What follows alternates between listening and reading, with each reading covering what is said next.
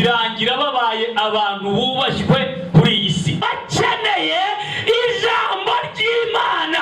Hahirwa bafite inyota yaryo. Ntabwo yavugaga ngo hahirwa bakene ku mubiri, hahirwa bakene mu buryo busanzwe. Oya, abakeneye ijambo ry'Imana, abakeneye abafite inyota yaryo.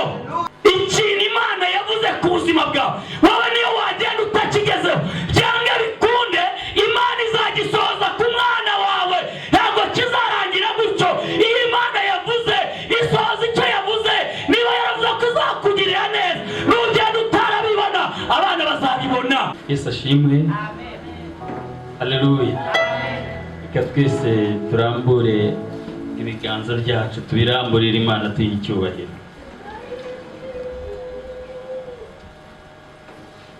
Baza mugenzi wawe wicaranye ngo waramutse neza, n'umukoreho ariko mubaze ngo waramutse neza.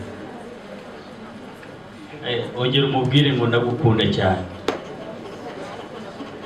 mubwire ngo I love you, mubwire ngo je t'aime.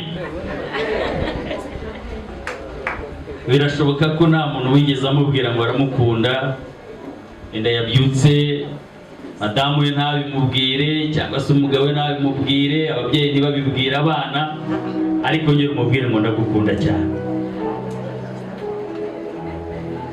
Ko mutabivuga? Haleluya. Tugiye kuganira ku ijambo ry'Imana.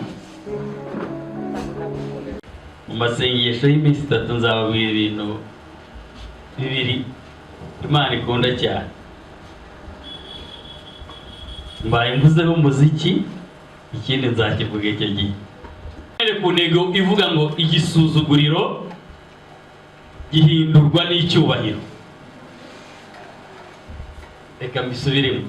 Igisuzuguriro gihindurwa n'icyubahiro. Amina. Reka nongere nsubiremo. Ijambo tugiye kuganira rero ngo igisuzuguriro gihindurwa n'icyubahiro. Cyangwa se gihindurwamo icyubahiro. Haleluya. Hari igihe wubahwa cyane bikazarangira usuzuguwe cyane. Hari n'igihe usuzugurika cyane bikazarangira wubashywe cyane. Kenshi abantu benshi banyuze mu gisuzuguriro, bahuye n'igisuzuguriro, birangira babaye abantu bubashywe kuri iyi si. Hari igihe umuntu anyura mu gisuzuguriro akabyinubira. Hari igihe umuntu anyura mu gisuzuguriro akumva iyi si asa nkaho ayibereyeho ubusa. Ariko reka nkubwire ikintu kimwe. Iyo wemeye gusuzugurwa, Imana ibigutegurira icyubahiro imbere. Iyo udashaka rero gusuzugurwa, Imana irabanza ikagikusanya cyose igisuzuguriro, ikakigushyiraho kugeza igihe ucemereye, ukakigereramo, ukakibamo, noneho akaba ariyo izakikuvanamo. Ushobora kuvuga uti pasiteri ibintu atangiye kutubwiriza noneho muri iki gitondo, yaturirimbiye neza, abana baturirimbiye neza. Igihe korari y'abana yaririmbaga, nahise nakuruye amateka, nibuka kera ngana n'abari abana ndirimba muri korari.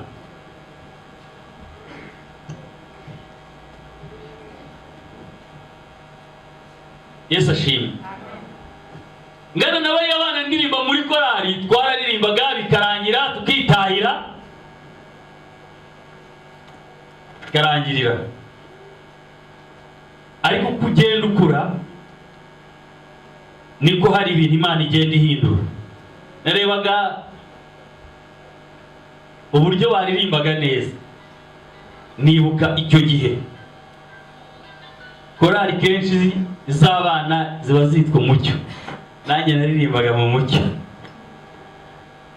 Tugiye kuganira ku ijambo rero riboneka mu Itangiriro ibice 9:18. Uyu munsi ubutumwa nshaka ko tuganiraho turabushyira mu byiciro bitatu.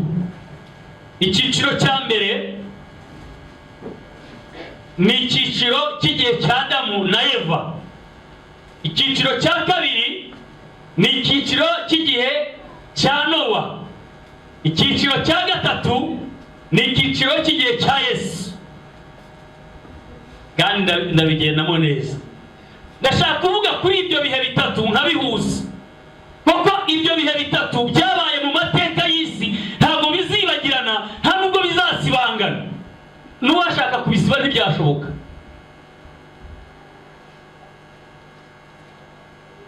Imana idufashe tuze kumva cyane iri jambo. Mu Itangiriro ibice 9:18 haravuga ngo bene Nowa basohotse mu muge ni Shemu na Hamu na Yafeti. Hamu niwe se wa Kanani. Abo uko ari batatu nibo Nowa yabyaye, ari bo bakomotsweho n'abakwiriye mu isi yose. Nowa atangira guhinga ubutaka, ateramo uruzabibu, anywa vino yarwo, arasinda, yambarira ubusa mu ihema rye. Hamu se wa Kanani abona se yambaye ubusa, abibwira bene se bari hanze. Shemu na Yafeti benda umwambaro bawushyira ku bitugu byabo bombi, bagenza imigongo, batwikira ubwambure bwa se. Kandi kuko bari bamuteye imigongo ntibarora ubwambure bwe. Nuko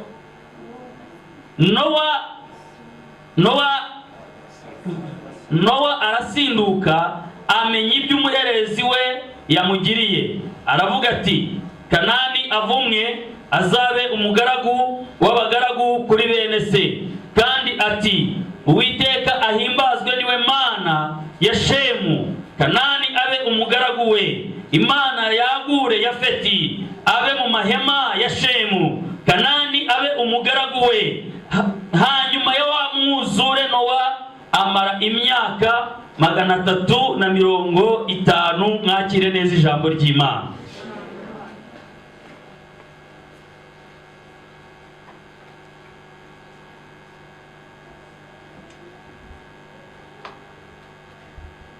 Aba bantu uko ari batatu tuvuzeho, yansubira inyuma nanone mu Itangiriro ibice bitatu umurongo waho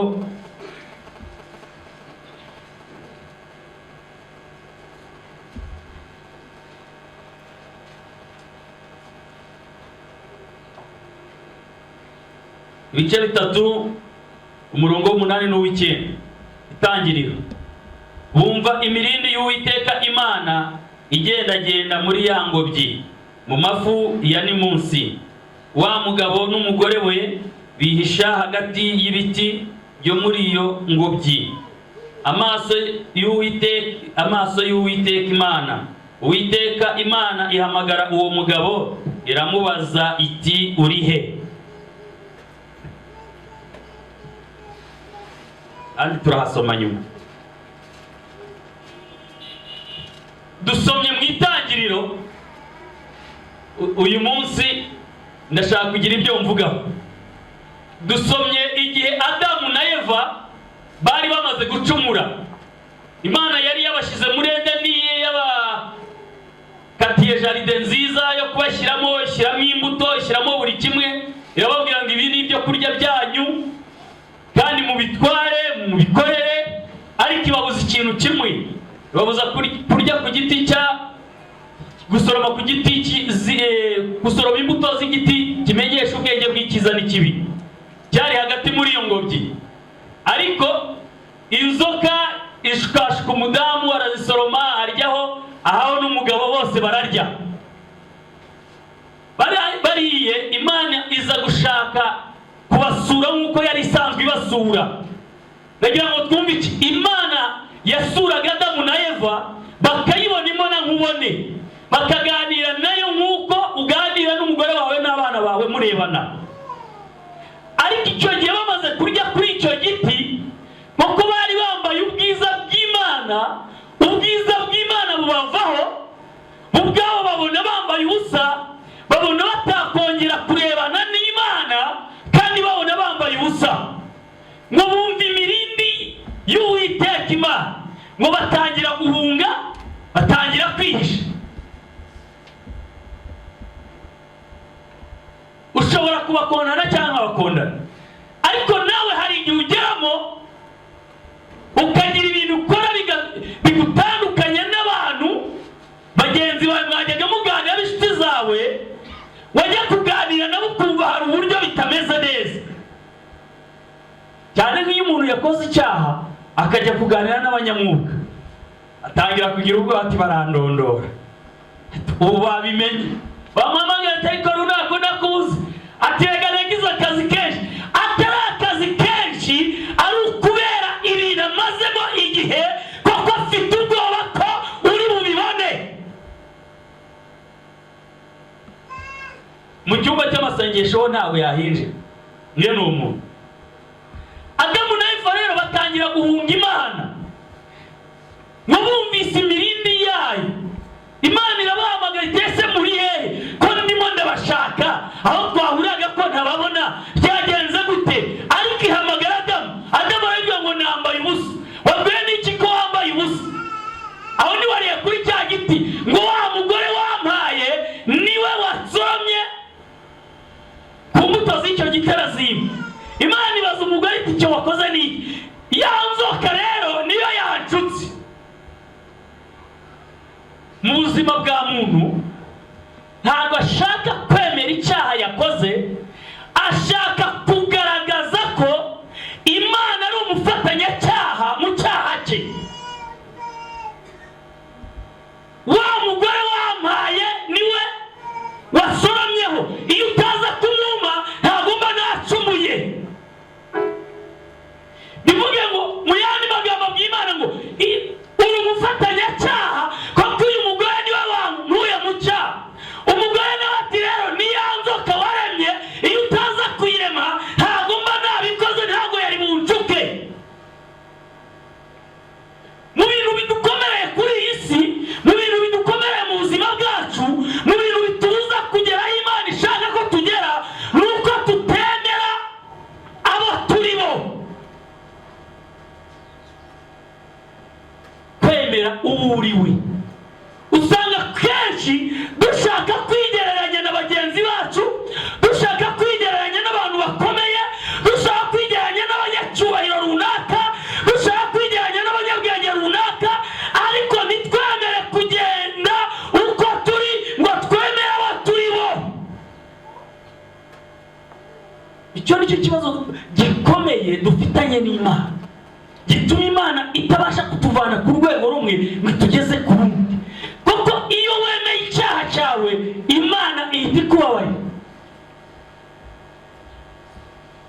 Dawidi bigeze bamubwira, haza umuhanuzi Natani aramubwira ati hariho umuntu w'umutunzi, harangije agira abashyitsi, amaze kubona abashyitsi ajya gufata agatama k'umukene yari atunze ari kamwe, haraza akazimanira abashyitsi. Dawidi ati uwo muntu ari mu gihugu cyanjye, njyewe nahita mwiyicira bikarangira. Natani aramubwira ati ewewe iyaba wari uzi ko ari wowe. Njyewe Dawidi yafashe intama ati none se umugore wa Uriya, muri iki gihugu harimo abagore bangana iki n'abakobwa bangana iki?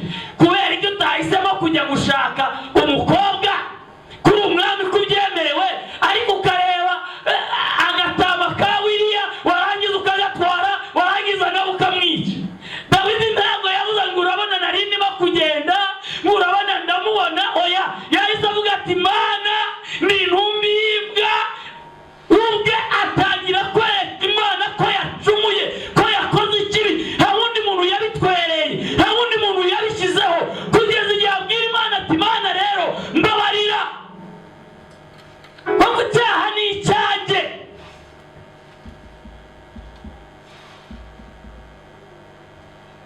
Mu bintu nabonye bikomeye mu buzima bwacu, ni uko kugira ngo twemere icyaha dushaka undi muntu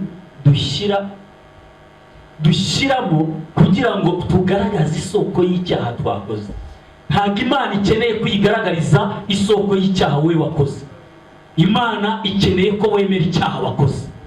Ntabwo ikeneye kugaragaza ko bagushutse. Irabizi ko bagushutse cyangwa batagushutse. Iki ikeneye ni ukuhagarara ukavuga ngo Mana ndemera ko nakosheje kandi ndagusaba imbabazi nk'umuntu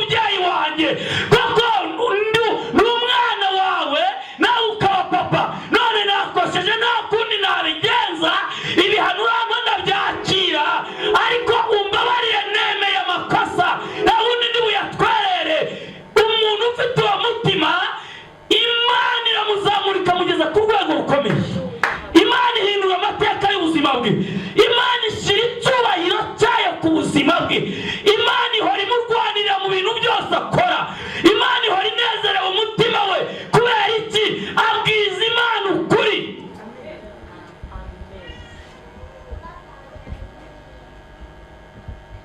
Icyavuye muri iki cyadamu yakoze akakihakana ni iki? Nuko abantu babaye babi bakagera igihe noneho bakora ibyangwa n'amaso y'Uwiteka, Imana ikicuza icyo yaremeye umuntu, ifata umwanzuro wo kurimbuza isi, wo kurimbura isi iyirimbuje umwuzure. Isi ya mbere Imana y'ubu ngiye gutoranyamo ibyo ndasiga, ngiye gushaka abakiranutsi, ariko kuko abantu bamaze kuba babi iyi si ngiye kuyirimbura iveho. Nibwo Imana yabwiraga Nowa agiriye ko mu gihe cy'impeshi Imana ngo genda bazi inkuge, aragenda bazi inkuge, abantu baza kuza baramufasha. Iyo ibintu bitangira abantu baragufasha, byagera hagati bakavuga bati warasaze, kubera ko babonye ibyo batekerezaga atari byo bibaye. Ejo bundi batangiye kuvuga covid ko yageze mu rugo, n'utarasengaga yasengaga. Umuntu wambaye yabonetse wanduye covid mu gihugu cy'u Rwanda, n'utasengaga yasenze. Ati mperuka yaje, abantu bari bafite ubwoba. Kubera iki?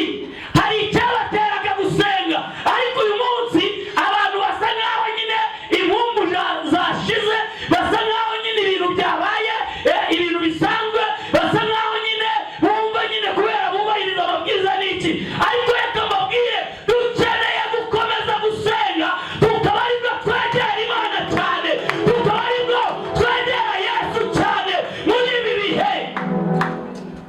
Ntitwegera Imana kubera ibibazo, ntitwegera Imana kubera gutinya, ahubwo twegera Imana kubera yuko tuyiziho ko izaturinda.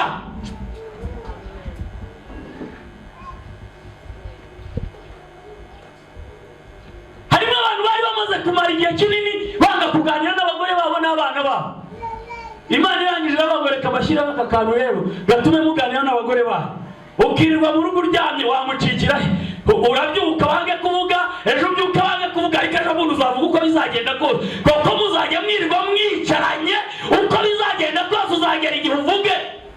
Hari igihe utaganirizaga abana, nyine Imana ishyiraho guma mu rugo, nyine urahaguma, n'ejo urahaguma, n'ejo bundi icyumweru kirashira utangira gukoresha abana homework utarajya kuyibakoresha.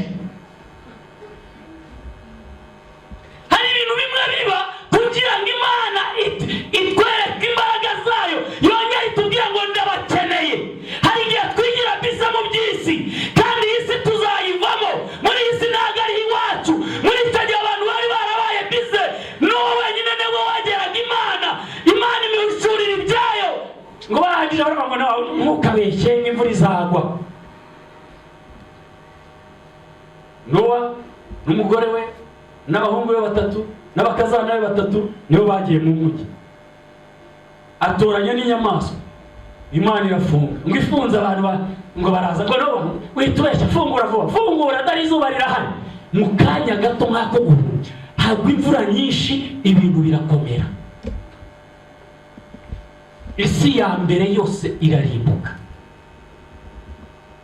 Iyo usomye Bibiliya usanga muri iki gihe imisozi yararengewe n'udusozi.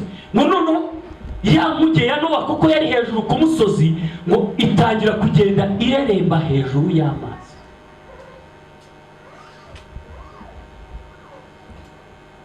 Abantu bose n'ibyariho byose birarangira. Isi ya mbere iba yiyubitse gutyo, amateka yayo bararangiye, haba hasigaye Nowa n'abana be n'abakazana n'ibyari mu nkuge, kugira ngo ari byo bizaba ari inkuru y'umuntu wabayeho. Nowa nawe avuye mu nkuge ahinga uruzabibu, amaze kuruhinga amavino, amaze kuba umuvino arasinda. Hari igihe dusinda ibisubizo. Amaze gusinda ngo yiyambura ubusa mu ihema rye, ngo umuhungu we bita umuherezi bita Hamu araza abona ubwambure bwa se. Abonye ubwambure bwa se atafunze umunwa we. Hari abantu bakunda kuvuga bagira ngo ururimi ruraba wanjye cyangwa umuntu urabari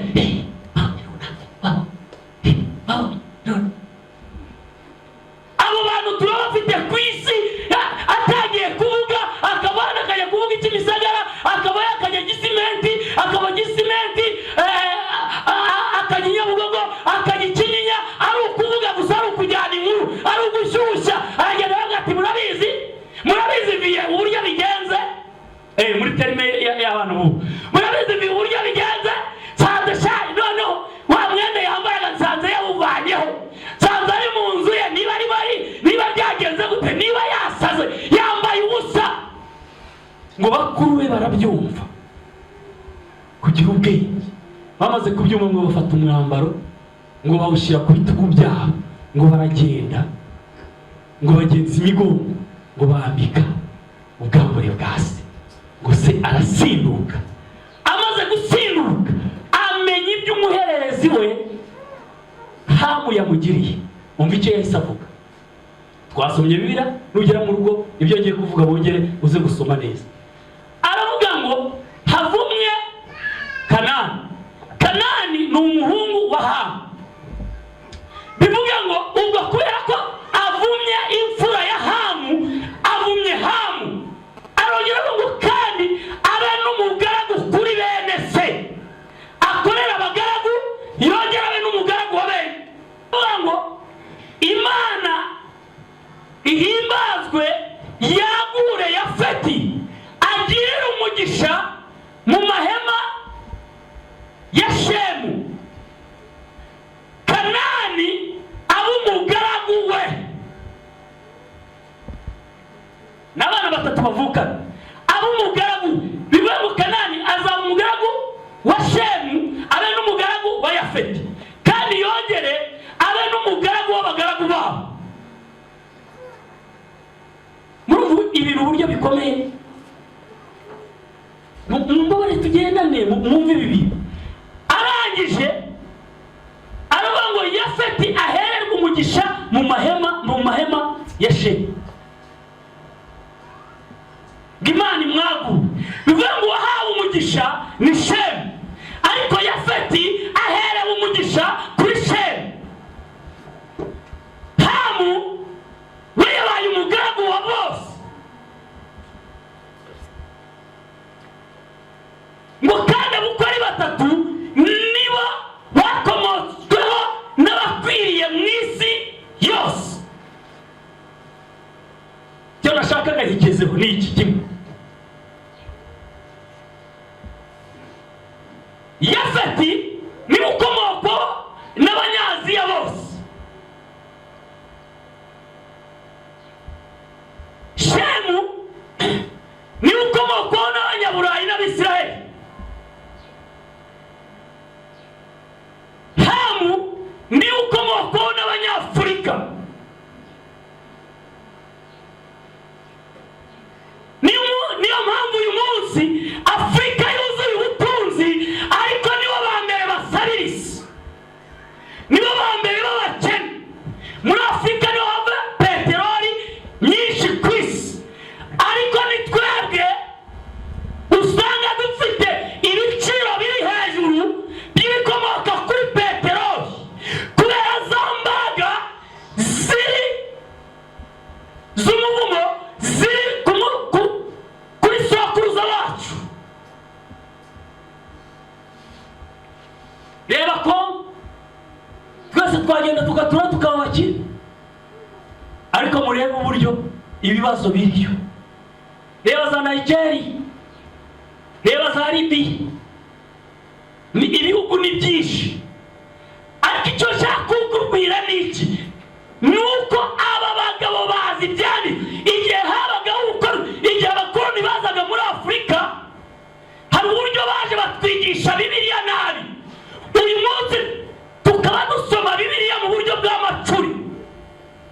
Bibiliya ni igitabo cyo kuduhesha umugisha, ariko uyu munsi iyo tugiye kureba umugisha tuvana kuri Bibiliya usanga ntawo dufite. Kubera iki? Umwami Leopold wa kabiri w'Ububiligi yabwiye abakoloni, abamisiyoneri, arabwira ngo ntabwo tubohereje kugira ngo mujye kwigisha ivanjiri, mugende mubabwire ko hahirwa abakene, hahirwa abakene, abari bo bahirwa, bazana ubutunzi babubahe, mubabwire ngo nibo bazabona ubwami bw'ijuru, abatindi nibo bazabujyamo. Uzabujyamo wifuza igitenge cyiza, uzajya mu ijuru wifuza minerivare utishyurira umwana wawe, uzajya mu ijuru waba uraye urimo gucira Imana imanza, uzajya mu ijuru gute? Icyo Bibiliya yavugaga yaba ngo hahirwa bakeneye ijambo ry'Imana, hahirwa bafite inyota yaryo. Ntabwo yavugaga ngo hahirwa bakene ku mubiri, hahirwa bakene mu buryo busanzwe. Oya, abakeneye ijambo ry'Imana, abakeneye abafite inyota yaryo. Barangije ibintu barabihindura.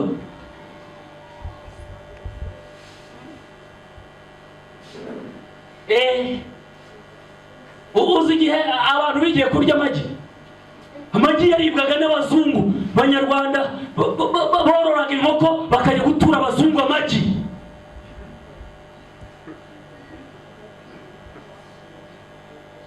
Bakabona barayarya, avoka nibo baziryaga, noneho bakorera abazungu babona babirya nabo bakabirya, abaturage babo babona babirya nabo bakiga kubirya. Nuko bagiye biga.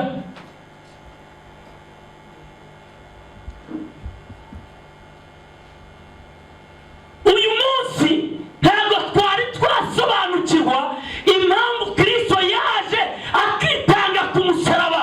Kubera iki Yesu yaje?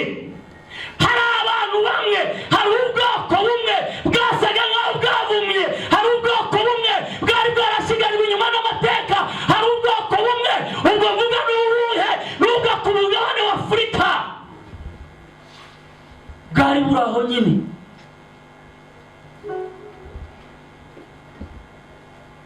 Ariko nshimira Imana igenda iduha ubwenge, iduhishurira. Reka twihute dusome ahandi hantu kugira ngo mwumve ibi bintu neza. Reba mu Baroma,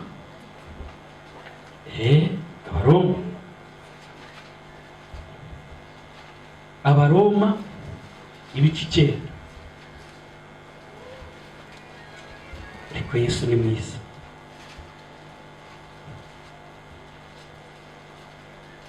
Abaroma ibice 9 turahera ku murongo wa 6. Umva uburyo havuga: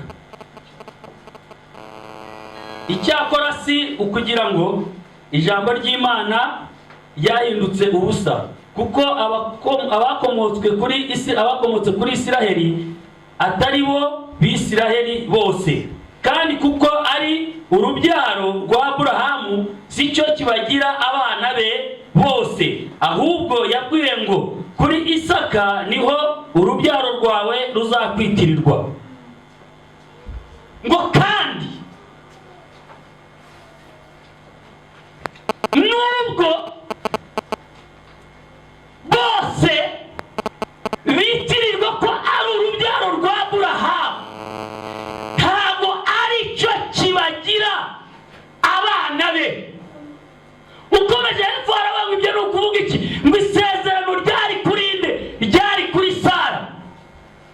Iyo ugiye mu mateka ugasoma mu bice 10 mu itangiriro, naguma gusomera, usanga Aburahamu ukomoka kwa Tera, Tera akomoka mu muryango wo kwa Shemu, Shemu wa wundi wahawe umugisha na Senowa. Ikindi, Aburahamu igihe bavaga muri Uriya Bakaludaya bajya gutura i Harani, bavuye atari Imana imuhamagaye. Se wa Aburahamu Tera yarababwiye ngo nituve muri iki gihugu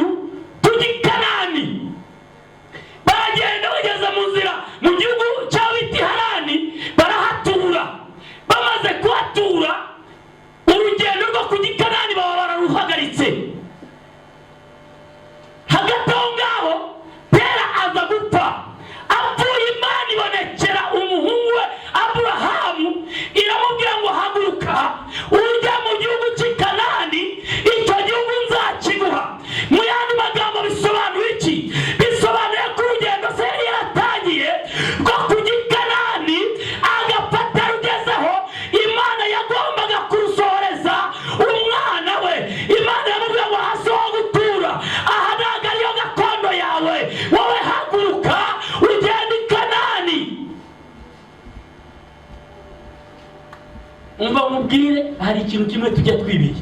Ikintu Imana yavuze ku buzima bwawe, nunapfa utakigezeho, Imana izagisohoreza umwana wawe. Ikintu Imana yavuze ku buzima bwawe, wowe niyo wagenda utakigezeho, cyangwa bikunde, Imana izagisohoza ku mwana wawe. Ntabwo kizarangira gutyo. Iyo Imana yavuze, isohoza icyo yavuze. Niba yaravuze ko izakugirira neza, nugenda utarabibona, abana bazabibona, abana bazabituramo, abana bazajya bagira ngo ni ibyabo bakoze, ariko ari isezerano rituruka kuri se. Baragenda. Icyo gihe rero Aburahamu, Imana ibimutoranyije mu mahanga yose, kuko amahanga yose yari asigaye akora ibyangwa n'Uwiteka. Imana imuvugaho ijambo rikomeye. Imana iramubwira ngo nzaguha umugisha, ngo uhindure umugisha. Aburahamu atinda kubyara. Atinze kubyara akora ikosa rimwe. Afata umujakazi we bita Hagari. Sara aramumushingira, babyara n'umwana bita Ishimayeli. Ngo batangira kuzajya basuzugura Sara. Ati n'ubundi si uwisezerano mu kimeza. Hagari yari uwo mu rubyaro rwo kwa Hamu. Bivuga ngo ibintu byose Imana yabikoraga izi neza impamvu irimo kubikora. Bivuga ngo nubwo twebwe turaba mu rubyaro rwo kwa Hamu, kandi twavuze yuko twebwe tuzaba abagaragu babo, ariko none Aburahamu akora ikosa mu butamenya, atera inda abana bo kwa Hamu. Babyarana umwana, amwirukanye. Imana iramubwira ngo nawe ugamba rero kumuha umugisha. Aravuga ngo nawe uzahinduka ubwoko bukomeye. Umva, koko niso nawe wakwiyeho, uzahinduka ubwoko bukomeye. Abavugurura rya jambo nawe yavuze, uzahinduka ubwoko bukomeye, uzahinduka ubwoko budasanzwe. Haleluya. Nawe none uvuye mu buretwa, nawe uvuye mu bubata. Haleluya. Hahandi bari baragushyize muri wa muvumo, utangiye kuwusohokamo. Koko hari umugisha uhawe, utangiye kuwusohokamo. Yaratangiye mbese kubona agace ko kuwusohokamo. Ubwo nagira ngo uze kuhagera neza. Uburyo yawusohotse, utangiye gusohoka muri uwo muvumo. Reka twihute kugira ngo ndangize. Ndababwira ahantu mwebwe muri buze kuhasoma, sibyo? Uze kumfasha muhasoma. Muri Matayo 27 umurongo wa 32 kugeza ku wa 44. Ntabwo tuhasoma. Igihe Yesu bamufataga, bakamukubita, bakamubabaza, bakajya kumubamba, abo bita inyabihanga, ku musaraba. Umusaraba wasobanuraga iki? Umusaraba wundi, uriya musozi wa Nyabihanga, umusaraba wasobanuraga ko ubambwaho abantu b'ibivume. Abantu bavumwe nibo bambambaga ari inyabihanga ku musaraba. Bafata rero Yesu bamukorera umusaraba. Bamaze kumukorera, barimo kumujyana inyabihanga. Aho ngaho habambaga abantu bavumwe. Bahura n'umugabo umwe bita Simoni. Uyu Simoni w'umunyakurene, uyu Simoni ni umwe mu bagabo ba hano muri Etiyopiya. Barangije ngo baramuhata, niko Bibiliya ivuga, ngo baramuhata ngo ajyane nabo, ngo kandi yikorere umusaraba. Niyo mpamvu ariwe batoranyije mu bantu ibihumbi bari aho. Niyo mpamvu ariwe bashatse gukorera umusaraba. Wibuke ko hari ijambo Nowa yavuze ngo muzaba abagaragu. Twabaye ibivumwe, kandi ibivumwe nibyo byikorera umusaraba. Duhuye n'umunyafurika, bwa bwoko bwavumwe, ngayikorera umusaraba. Rero ikorere twaza mwana wanyu, mutwaza umusaraba, kuko uyu muri mu ishusho imwe. Simoni arangiza kubita umusaraba ibitugu. Ni nkamwe nabampaye Imana icyubahiro. Akubita umusaraba wa Yesu ibitugu, arawuheka nawe. Bivuga ngo babandi bavumwe bifatanyije n'Imana mu gihe cy'umubabaro. Bivuga ngo muri baba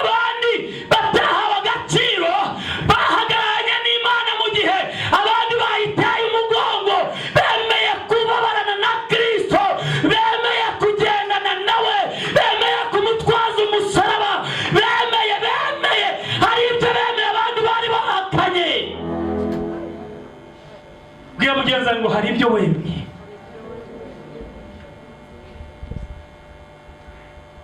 Ubu ugiye kureba ku isi yose wasanga muri Afurika niho basigaye basenga cyane.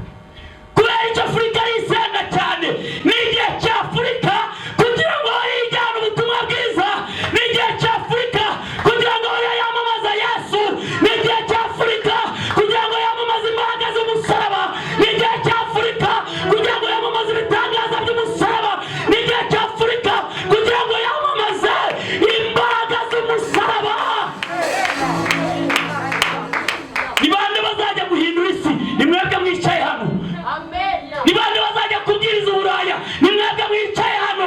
Ariko ikibazo dufite nuko twumva yuko tuzajya i Buraya tugiye kubasaba amadolari, kuri zahabu bavani wacu, kuri diyama bavani wacu, kuri peteroli bavani wacu. Dukwiye kubashyira imbaraga z'umusaraba tukabavana mu byaha bagasubira mu gakiza. Dukwiye kubashyira imbaraga z'umusaraba bakamenya wa wundi banze yuko akiza ko afite ububasha. Haleluya! Imana irashaka ko wowe wisobanukiwe. Imana irashaka ko wowe wimenya ubwawe, umenya ubutunzi bukurimo, umenya ubutunzi bukurimo.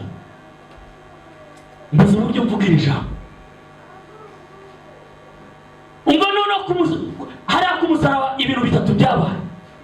Bafashe Pilato, yafashe Yesu amwohereza Herode. Herode wo mu rubyaro rwo kwa Shemu. Herode arongera amusubiza Pilato. Pilato nanone wo mu rubyaro rwo kwa Yafeti. Noneho barangije abatambyi bafata umusaraba, umva abantu batatu, bawukorera Simoni w'Umunyakurene. Bivuga ngo bamuhererekanyije, ariko Simoni w'Umunyakurene yemeye kwikorera umusaraba. Twemeye ko Imana iducamo, twemeye ko Imana idukoresha. Igihe bahungishaga Yesu bamuhungishirije muri Afurika. Afurika itumbikira Yesu. Babandi bahawe umugisha, babandi bitwa ko batoranyijwe, bari bamaze kumuhiga ngo bamwice. Ariko Afurika iramubwira ngo twebwe tuguhaye ubuhungiro, ngwino mu mitima yacu, ngwino uture iwacu,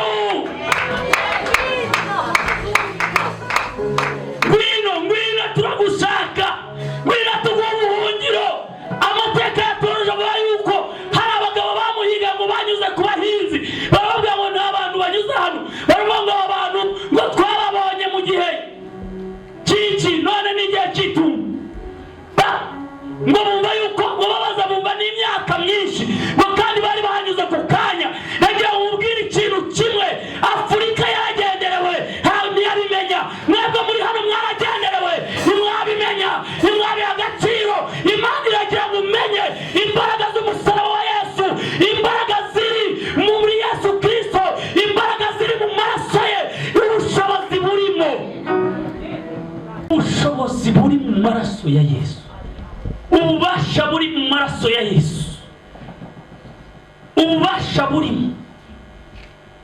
Ibitekerezo, imitekerereze, Imana irashaka kuhindura imitekerereze. Igihe nasengaga nijoro, Imana yambwiye ngo mbwire abantu bahindura imitekerereze. Imana yambwiye ngo ijya kubaha umugisha, ariko igasanga ibitekerezo biri hasi. Nuwaguha miliyari y'amadolari, ibitekerezo byawe biri hasi, nta kintu yakumarira. Ukeneye guhanga amaso Yesu, kuko Yesu niwe rufunguzo rwawe. Ukeneye guhanga amaso Yesu, kuko niwe ashaka gukoresha. Ukeneye guhanga amaso Yesu, kuko niwe ashaka kugenderamo. Ukeneye guhanga amaso Yesu. Yesu yatsinze urupfu, yarutsinze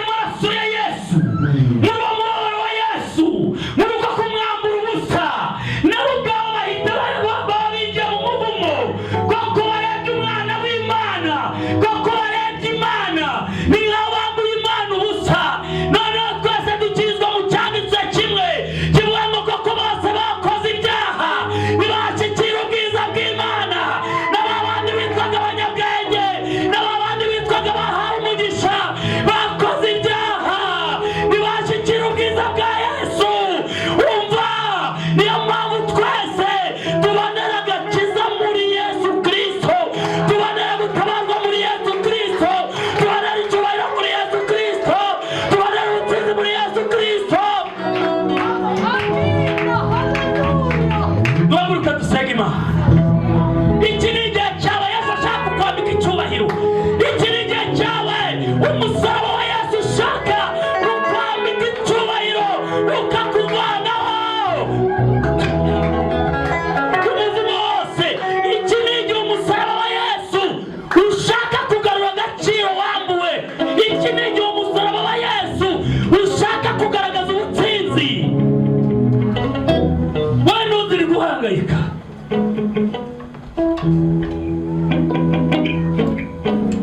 Abigishwa barasenga ngo basenga ngo babafata babashyira muri prison, Mwuka Wera akaza akabafungura ngo bagasohoka bakagenda. Sila na Pawulo bari mu nzu y'imbohe ngo batangiye kuririmba inzugi zirifunga. Umva icyo Yesu ashaka nuko tugira imitima imenetse agatura mu mitima yacu. Muri Yesu harimo imbaraga zifungura gereza, muri Yesu harimo imbaraga zifungura imivumo, muri Yesu harimo imbaraga zifungura ibyari bifunze, muri Yesu harimo imbaraga zivana heri igisuzuguriro. Uba mwene data, igisuzuguriro wasuzuguwe kigiye guhinduka mu icyubahiro, kigiye guhinduka mu icyubahiro. Uba kigiye guhinduka mu icyubahiro. Wagenda mu gisuzugura igihe kinini, wabaye mu gisuzugura igihe kinini, abantu barakubuze, ariko ni igihe cyawe kugira ngo umusaraba wa Yesu ukwambike icyubahiro. Ubu Yesu ari iburyo bwa Se, yambaye icyubahiro. Nta mubabaro yarawibagiwe, nta mubabaro ku musaraba wararangiye.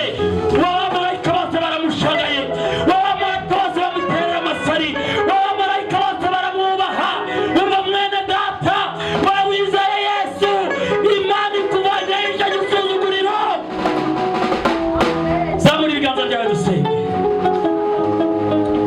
Turagushimiye Mwami w'abami, turagushimiye Adonai, turagushimiye kubw'ijambo ryawe, tugushimiye ko Mwami Yesu Kristo witanze kugira ngo Mwami twongere utugarurire icyubahiro, utugarurire ubutunzi, utugarurire gutsinda abana bawe. Mwami, fungura ubwenge bwabo, baye gutera imbere, baye gutsinda, baye kunesha. Igisuzuguro cyari kibariho uyu munsi kive mu buzima bwabo, igisuzuguro cyari kibabeho uyu munsi gitandukane n'imibereho yabo, mu izina rya Yesu Kristo. Urakoze Yesu ko twabonye icyubahiro binyuze mu maraso yawe, ko twabonye icyubahiro binyuze ku musaraba. Dukomeye amashyi menshi n'inkuru nyinshi, amashyi menshi n'inkuru nyinshi. Yesu abaha umugisha, mugire icyumweru cyiza.